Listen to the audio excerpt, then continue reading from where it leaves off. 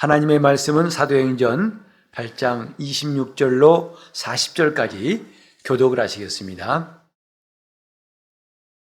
주의 사자가 빌립더로 일러 가로되 일어나서 남으로 향하여 예루살렘에서 가사로 내려가는 길까지 가라 하시니 그 길은 광야라. 일어나 가서 보니 에디오피아 사람 곧 에디오피아 영 간다게의 모든 국고를 맡은 큰 권세가 있는 내시가 예배하러 예루살렘에 왔다가 돌아가는데 병거를 타고 선지자 이사야의 글을 읽더라. 성령이 빌립더로 이르시되 이 병거로 가까이 나가라 하시거늘 빌립이 달려가서 선지자 이사야의 글 읽는 것을 듣고 말하되 읽는 것을 깨닫느뇨?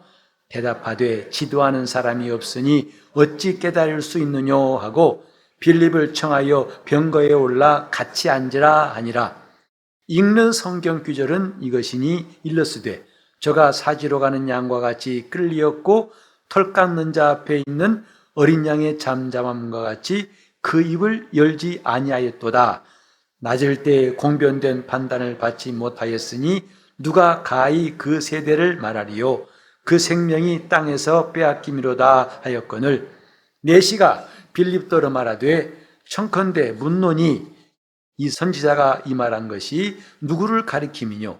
자기를 가리킴이뇨? 타인을 가리킴이뇨? 빌립이 입을 열어 이 글에서 시작하여 예수를 가르쳐 복음을 전하니 길을 가다가 물 있는 곳에 이르러 내시가 말하되 보라 물이 있으니 내가 침례를 받음에 무슨 거리낌이 있느뇨? 이에 명하여 번거를 머물고 빌립과 내시가 둘 다 물에 내려가 빌립이 침례를 주고 둘이 물에서 올라갈새 주의 영이 빌립을 이끌어 간지라. 내시는 흔연히 길을 가므로 그를 다시 보지 못하니라. 빌립은 아소도에 나타나 여러 성을 지나다니며 복음을 전하고 가이사랴에 이르니라. 아멘. 오늘도 하나님 앞에 감사함으로 예배하는 여러분 심령에 하나님의 힘과 위로가 늘 가득하고 또 주의 권능으로 여러분을 이끌어 역사하시기를 주 이름으로 축원합니다. 우리는 하나님이 살아계심을 믿는 사람들입니다. 이것이 기독교의 신앙입니다. 다른 종교와 기독교, 이제는 점점 사회가 종교다원주의 사회가 돼가고 그것이 맞다고 하는 이 시대에 이제는 기독교인지 종교인지 경계가 불분명한 일들도 적지 않습니다. 그래서 심지어는 교회에 나오는 사람마저도 기독교가 종교라고 하는 사람도 적지 않아요. 오늘 저는 교리적인 논쟁하자는 뜻도 아니고 그 단어 뜻 풀이하자는 것도 아닙니다. 기독교를 종교라고 하는 것은 이렇게 아무 생각 없이 말할 수도 있겠지만 의미를 안다면 그렇게 말해서는 안 되는 거지요. 왜냐하면 종교는 사람이 만든 거예요. 그래서 종교에 창시자가 있습니다. 하지만 기독교는 창시자가 없어요. 하나님이 주셨기 때문에 하나님을 창시자라고 하면 안 되는 거죠. 모든 만물의 시작이신 그분이 주신 믿음이 기독교의 신앙이고 이 땅에서 사람들이 신을 찾고자 해서 만든 길이 종교인 것이기 때문에 결코 이건 같다고 할 수가 없어요. 하지만 무엇이 다른가에 대해서는 우리가 좀 구체적으로 알아야 되고 또 그것을 좀 평소에 잘 새겨야겠습니다. 그래야 우리가 흔들림 없는 신앙생활을 할 수 있기 때문인데 기독교가 뭐냐? 하고 누가 물을 때 우리가 즉각 답변할 수 있는 말이 준비되어야겠다 이 말이죠. 성경에도 우리에게 소망에 관한 이유를 묻는 사람에게는 대답할 것을 준비하라고 말씀했어요. 신앙은 언제나 그렇게 대답할 준비가 되어 있을 만큼 내 자신이 이 속에 확고한 믿음이 필요한 것인데, 기독교가 뭐냐? 여러 가지로 말할 수 있겠지만 하나님이 살아계심을 믿는 신앙이에요. 만약에 그분이 살아계시지 않다면 기독교는 존재의 의미가 없어요. 저 종교들은 그 신이 살아있다고 주장하는 것도 그것이 그렇게 중요하지 않습니다. 자기가 열심히 하는 것이 중요한 거죠. 하나, 기독교는 하나님이 살아계신 것, 그것이 절대적인 믿음의 기초가 되고 그걸 믿는 겁니다. 히브리서 11장 6절에 이런 말씀이 있죠. 믿음이 없이는 기쁘시게 못하나니. 믿음이 무엇인가를 또 한 번 정의하고 있어요. 믿음은 반드시 그가 계신 것과 또 그가 자기를 찾는 자들에게 상 주시는 이심을 믿어야 할지니라 그랬습니다. 하나님이 살아계시다. 이것이 우리에게는 너무나 많이 듣는 말이고 당연시된다고 생각하지만 그렇게 내 마음속에 그렇다 끄덕끄덕 이런 걸로 끝나는 것이 아니라 그 다음 단계가 필요한 겁니다. 마치 인스턴트 식품처럼 한 끼나 때우고 몇 분 만에 뚝딱 한 끼에 치우는 인스턴트 식품 같은 신앙이 아니고, 주님은 말씀했죠. 사마리아 여인에게 내가 이 물을 길어서 먹으면 다시 목마를 것이다. 그러나 내가 주는 물을 마시면 너는 영원히 목마르지 않을 것이다 했어요. 이 여자가 얼마나 신기하게 느꼈어요. 아니 어떤 물이길래 주님 주신 물이면 영원히 목마르지 않을까? 신앙이 그와 같은 겁니다.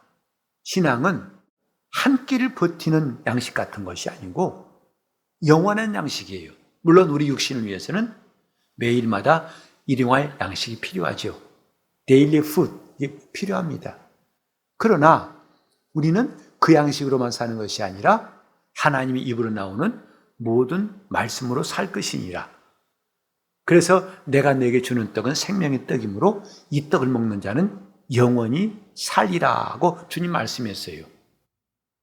이렇게 우리는 하나님이 살아계시다는 믿음이 그 고백 하나로 끝난다면 얼마나 허무하겠어요. 하나님께서 살아계신 것을 우리는 지식으로도 알고 또 내 마음으로도 믿고, 그리고 그 믿음이 우리에게 확신되어 살아갈 때에 그 믿음은 살아있는 믿음이라고 할 것입니다.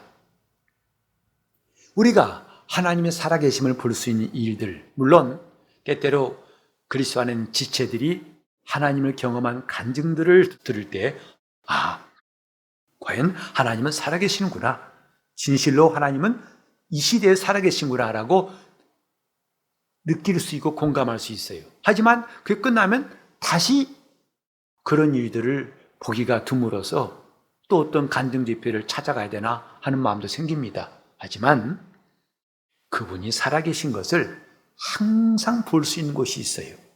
어디냐? 성경입니다.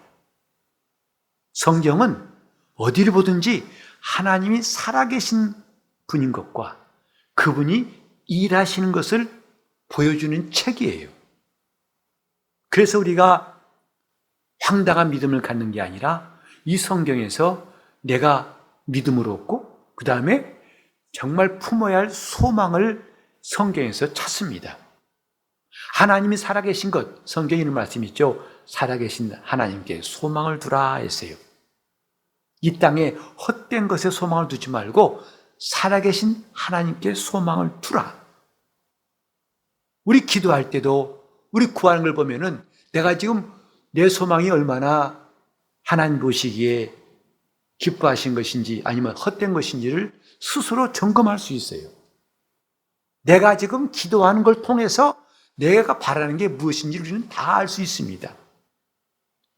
근데 놀라운 것은 우리가 하나님을 알고 그분이 살아계심을 내가 알수록 우리 기도가 바뀌어요. 소망이 바뀌어요. 그래서 우리가 주 예수 믿어서 구원받은 다음에 모든 기독교인들이 가진 소원이 뭡니까? 주를 따라가자. 주님 뜻대로 살자. 하나님 나라에 들어가자. 그분만을 믿고 의지하자. 믿음으로 승리하자. 이건 아마 예나 지금이나 교회에 나온 지 오래된 사람이나 얼마 안 된 사람이나 똑같은 소원, 적어도 은혜 받은 사람이라면 동일한 소원일 거예요. 다 그것에서 나왔습니까? 성경에서 나온 거예요. 성경을 보니 이런 소망이 생긴다 이 말이죠. 다윗은 하나님께서 자기 가정에 그 나라에 하실 약속, 이른바 다윗 언약이라는 것을 하나님이 선지자를 통해 말씀하실 때 너무나 감격해서 그랬어요. 그 말씀을 듣고 보니까 그 말씀을 듣고 내가 주께 기도할 마음이 생겼나이다 그랬어요. 하나님 말씀을 제대로 들으면 그 말씀에 소망이 생기는 거예요. 이것을 기도하자. 이것을 내가 하나님께 구하여 나도 이렇게 되고 싶다. 이런 소망이 생기는 거예요. 이게 살아계신 하나님께 소망을 두는 거죠. 그러므로 성경에서 하나님이 살아계시고 역사하심을 볼 수 있고 거기서 우리도 참 소망을 가지고 기도할 수 있는 것이죠. 오늘 이 본문은 우리에게 놀라운 사실을 보여주고 있어요. 바로 빌립 집사 이야기 아닙니까? 그가 에디오피아 내시 그에게 복음을 전한 이야기예요. 근데 단순히 전체적인 내용 간단히 말한다면 빌립이 에디오피아 내시에게 복음을 전해서 그가 기쁘게 그 나라에 돌아갔다 이겁니다. 근데 여기 보면 빌립이 주인공이에요. 빌립밖에 없잖아요. 빌립이, 주어가 빌립이고 그 다음에 이 내시에게 복음을 전했다. 근데 오늘 우리는 주목해 볼 것이 3번이나 나온 게 뭐냐면 26절에 주의 사자가 했어요. 그 다음에 29절에 성령이 그랬어요. 그리고 39절에 주의 영이 그랬어요. 주어가 빌립이 아니라 여기에 나와 있어요. 주의 천사가, 주의 사자가, 또 성령이, 주의 영이 누구를? 빌립을 그랬어요. 어찌 본다면 이 성경이 빌립이라는 사람에게 초점 맞추기 쉽겠지만 좀 더 자세히 보니까 그 빌립을 이끌어 가신 분이 있더라 이 말이죠. 그걸 3가지로 각각 번갈아 표현했어요. 사실은 하나예요.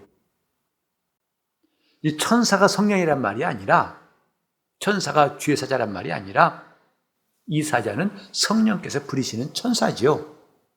그래서 누가는 반복을 회피하기 위해서 각각 다른 용어로 말했지만 사실은 성령께서 빌립에게 말씀하시고 그에게 역사하시고 그래서 그를 통해서 내시가 예수를 영접하고 그 나라에 돌아갔더라. 그리고 그 전에 성령은 빌립을 이끌어 가셨다. 이게 핵심 내용이에요.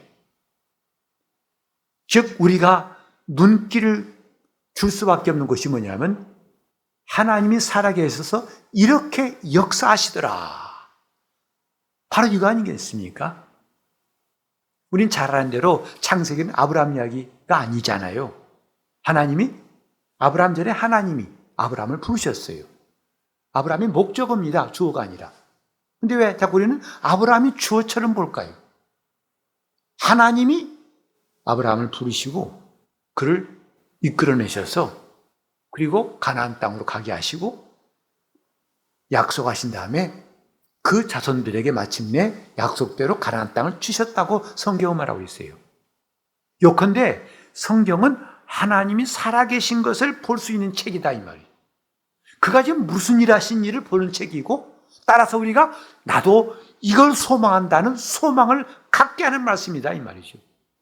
그러나 우리는 안타깝게도 대부분 시간 성경을 덮어놓고 내 마음에서 떠오르는 그걸 소망 가지고 있고 또 내 생각 속에 있는 하나님, 내 틀 속에 하나님 만들어 놓고 그 하나님 찾고 있지 않나 이 말이죠. 그런 점에서 우리는 시야를 넓혀야 됩니다. 믿음은 하나님의 시야를 갖는 거예요.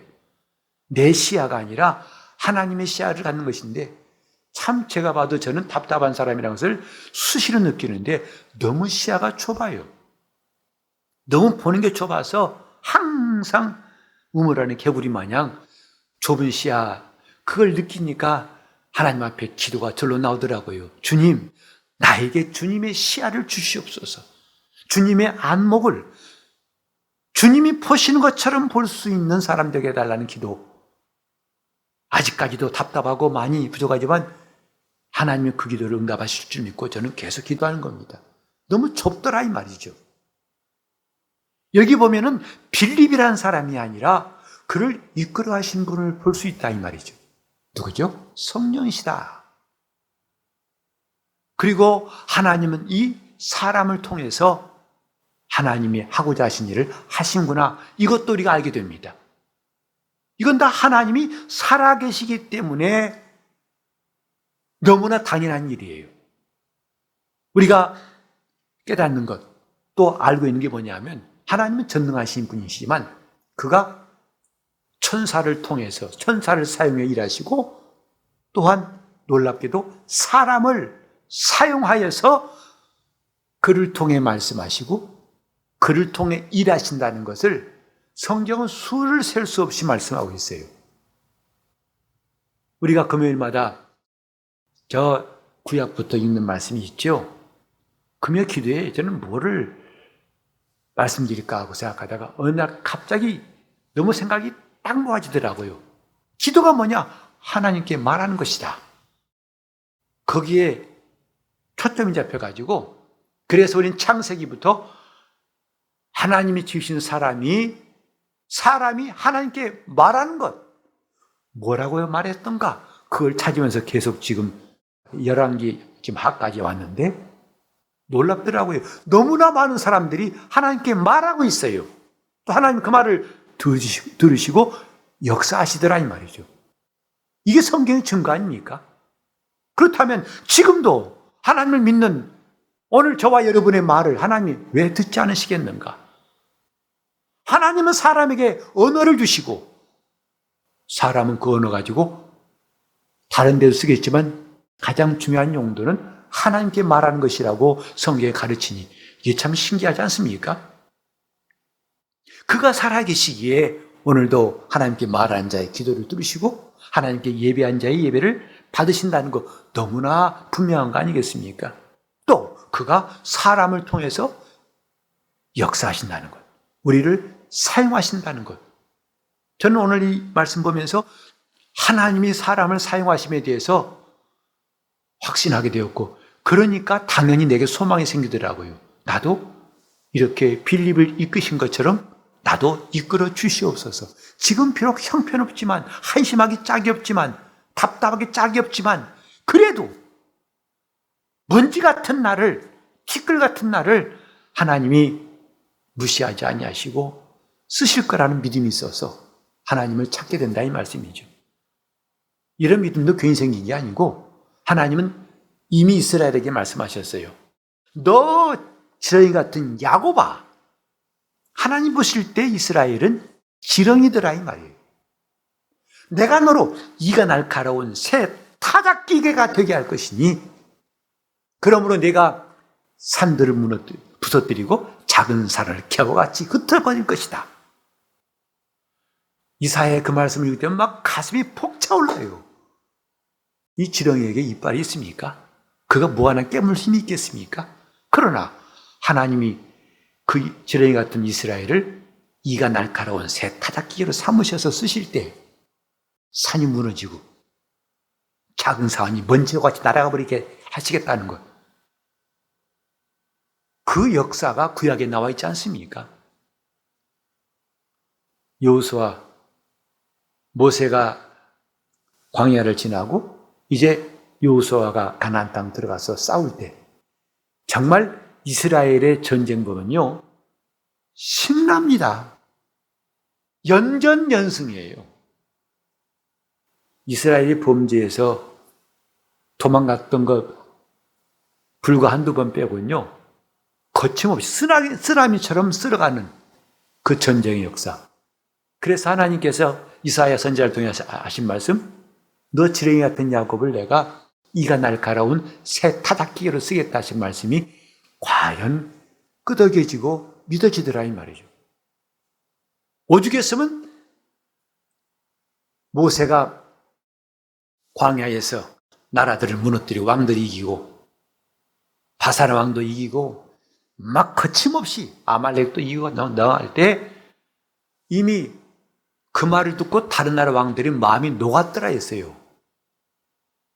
저 사람들을 이길 방법이 없다 싶으니까 덜덜덜 떨면서 그냥 속수무책으로 무너지더라. 성경은 그 본질을 말씀하고 있죠. 이스라엘이 강한 게 아니고 그 전쟁은 하나님의 전쟁이에요. 그래서 여호와의 전쟁이란 말, 여호와의 전쟁기라는 책도 있어요. 앞으로 우리가 1월부터 부를 찬송, 문드라 머리 들지어다, 그 찬송을 설교 전에 찬송하려고 그래요. 거기 보면 영광의 왕이 니시뇨 전쟁에 능하신 주로다. 전쟁에 능하신 주로다. 구약 보면 실감납니다. 근데 놀라운 것은 그 능하신 하나님이 약한 이스라엘을 붙들어 쓰신 거란 사실이에요. 그들을 통해서 하나님 역사하신 거란 사실이에요.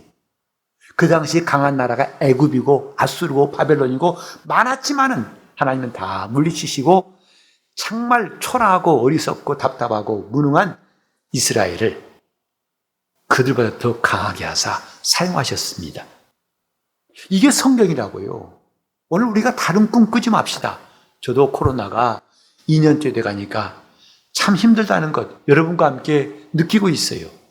그래서 솔직히 빨리 끝났으면 하는 마음이 여기 가운데 누가 이의가 있겠어요? 다 동일할 겁니다. 빨리 끝났으면.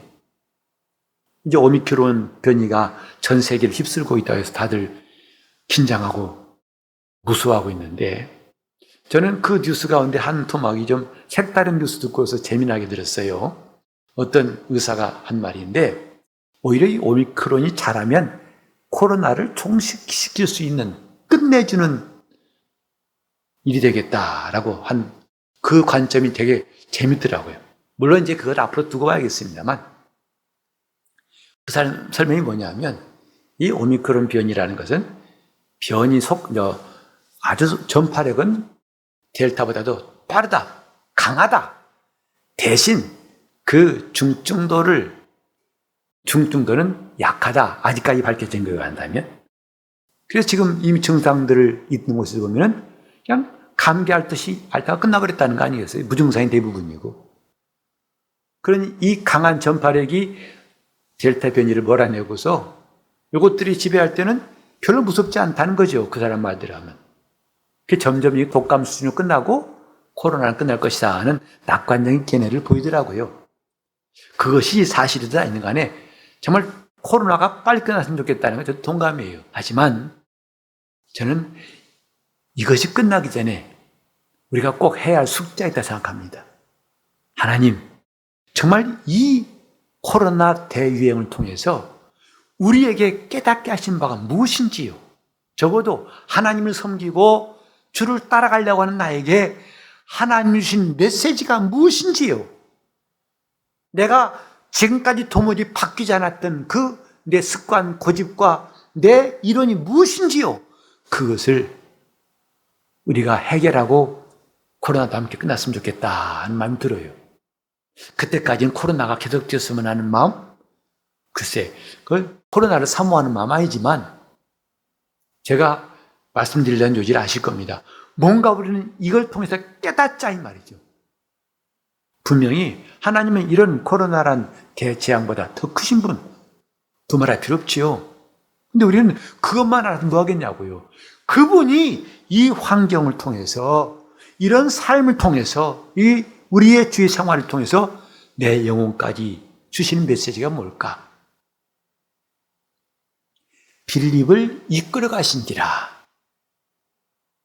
사실 우리는 예수 믿지만 다 내가 내 자신을 이끌지 않습니까? 내가 하고 싶은 대로 하는 것이 우리 아니겠어요? 가고 싶으면 가고 하고 싶으면 하고 하기 싫으면 안 합니다. 심지어는 하나님께 대한 신앙생활도 마찬가지예요. 예배 나오고 싶으면 나오고 또 이런저런 이유로 좀 싫으면 관두는 거죠. 그것이 별로 마음에 고통을 주거나 고민을 주지 않는다는 것, 이 믿음이 좋다는 것은 아닐 것입니다. 지금 나를 이끌어가고 있는 게 누군가 하는 거죠. 이 본문 전체, 읽은 내용 전체의 내용이 뭐냐면 성령이 이끌어가신지라 이거예요. 빌립을 이끌어가시니까 이런 놀라운 역사가 있었다. 이게 성경의 증거 아닙니까? 자, 이제는 뭐냐? 이제는 우리 차례예요. 우리가 소망 가질 수 있는 것. 하나님이 살아계심을 믿는 사람이라면 이렇게 하나님이 나를 이끌어가시는 삶도 얼마든지 가능하고 허락하셨다고 우리는 인정하고 나를 이끌어가시는 주님을 이제부터 사모하고 의지하고 순종할 차례입니다. 보통 목사님들이 축도하실 때 성령의 인도하심이 그러죠. 그 인도하신다는 말이 이끌어간다는 뜻이에요. 나를 이끌어가신다. 나를 이끄신 분이 있다. 심지어 예수께서 이 땅에 오셨을 때도 성령이 예수를 광야로 몰아내신지라. 마가복음은 아주 원색적으로 강렬한 표현을 쓰고 있어요. 예수께서 성령에 이끌려라고 한 기자가 있는가 하면 마가는 더 강력하게 성령이 예수를 광야로 몰아내신지라 했어요. 그렇게 우리는 하나님의 살아계심을 믿는다면 이제부터 하나님이 나를 이끌어가시는 삶도 체험해야겠다 하는 다짐이 생긴다 이 말이죠. 내가 말하는 것도 그분이 이끌어가신 대로. 그래서 성경에 말씀했잖아요. 우리가 기도할 때에 마땅히 기도할 바를 알지 못한다.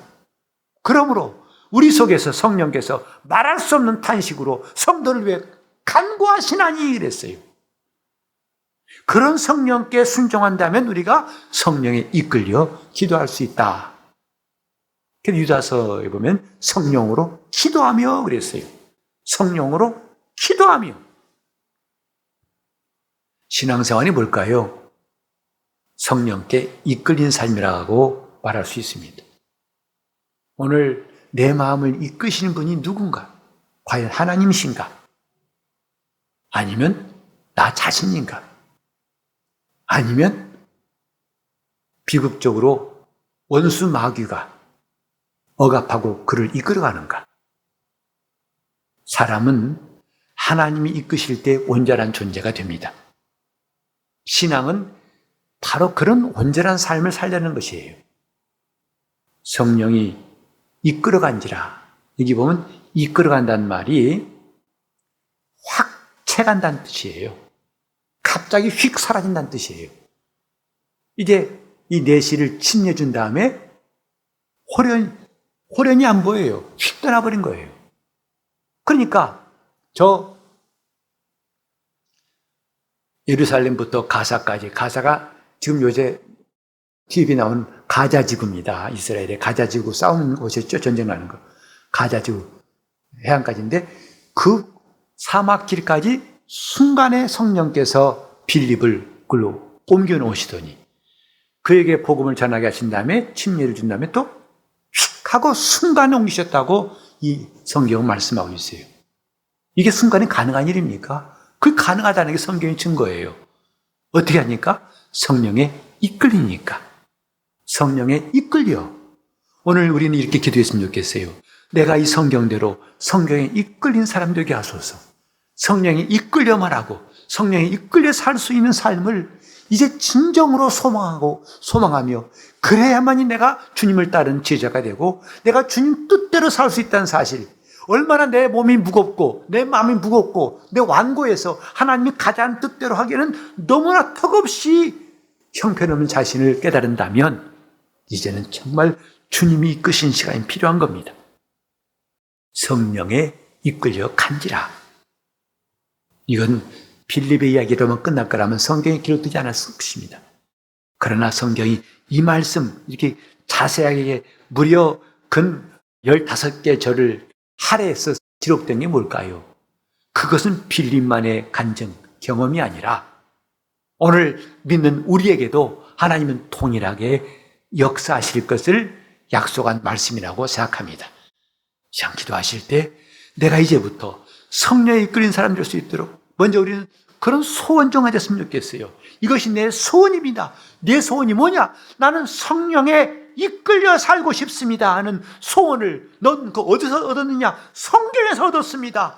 그러니 나는 이걸 구합니다 하고 하나님 간구하심으로 이제 우리가 성령에 이끌린 성도 될 수 있도록 통성기도 하실 때 내가 성령에 이끌려 주님께 순종할 수 있도록 나를 이끌어 달라고 너무나 무거워 꼼짝도 않는 나를 주님 성령으로 역사하사 내 이론과 주장으로 완전히 결박당해서 내 마음대로 살고 있는 이렇게 내 고집대로 살고 있는 나를 불쌍히 보시고 나를 이끌어 달라고 통성으로 기도하시겠습니다.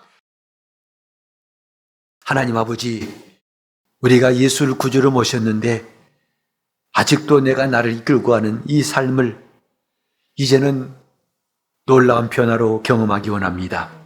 빌립에게 역사하신 우리 하나님께서 이 말씀을 듣는 우리 모두에게도 동일하게 역사하여 주셔서 성령에 이끌려가는 사람 되기 원합니다. 바람이 임의로 불되 어디서부터 오며 어디로 간지 알지 못하는데 성령으로 한 사람은 다 이와 같다고 하신 주님 말씀을 기억하며 우리 교회의 어린아이부터 어른까지 성령께 이끌리는 신령한 교회가 되게 도와주시옵시고 하나님 말씀이 살아 역사하신 대로 내 이론에 막혀 그 말씀을 제한치 않게 도와주시고 내 감정에 휘둘리지 않도록 하나님 아버지 불쌍히 여겨주셔서 우리가 주야로 이끄시고 인도하시고 역사하시는 주님의 장중에만 있도록 도와주시옵소서.